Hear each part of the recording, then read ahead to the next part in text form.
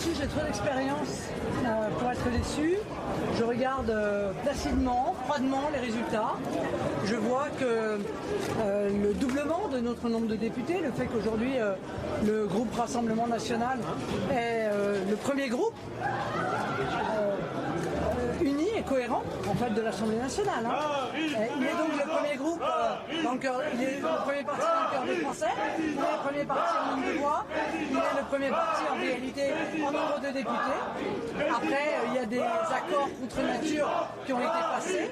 Il va falloir maintenant que ceux qui ont appelé à ces accords contre nature en assument les conséquences et expliquent comment la France va avoir, comme elle le souhaite, moins d'immigration, moins d'insécurité, plus de pouvoir d'achat, avec ce tandem tout à fait improbable qui va de Jean-Luc Mélenchon jusqu'au LR.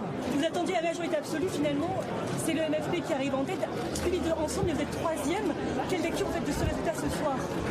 Mais je fais la lecture que ce barrage contre nature a fonctionné au grand désespoir des Français qui, je pense pour des millions d'entre eux, sont en train de regretter peut-être d'avoir participé à ce barrage.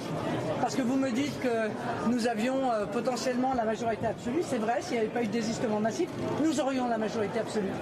Et c'est par l'intermédiaire de cette manœuvre, quoi qu'on en dise, qu'aujourd'hui, nous ne pouvons pas accéder à cette majorité absolue. Mais il y a aussi des millions de Français à qui on a dit qu'il était tout à fait exclu que la gauche puisse réclamer la constitution d'un gouvernement.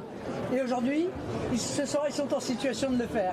Et je pense que beaucoup sont évidemment terriblement inquiets de voir Jean-Luc Mélenchon réclamer, évidemment, que soit nommé un Premier ministre de la France Insoumise et qu'il puisse mettre en place un gouvernement. S'il faut en passer par là, pour que demain, nous soyons en situation d'avoir une majorité absolue dans un an peut-être. Car en réalité, le bourbier que j'avais annoncé va évidemment se réaliser. La France va être totalement bloquée avec 3 groupes qui sont peu ou prou de même importance à l'Assemblée nationale. Eh bien, passons-en par là, c'est malheureux. On perdra un an supplémentaire, un an de plus d'immigration dérégulée, un an de plus de perte du pouvoir d'achat, un an de plus d'explosion de l'insécurité dans notre pays.